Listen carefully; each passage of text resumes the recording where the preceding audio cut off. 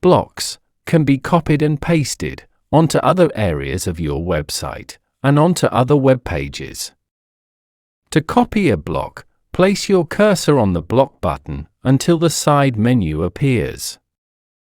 Then, click on the copy icon.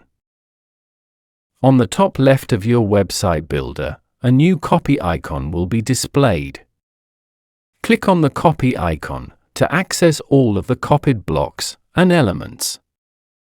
They will all be listed inside of this window. To paste a copied block from inside of the Saved Blocks and Elements window onto the web page, hold down the copied block and drag it onto the web page. A blue line will appear where the block will be pasted onto the web page. Once you have pasted the copied block, then click on Save.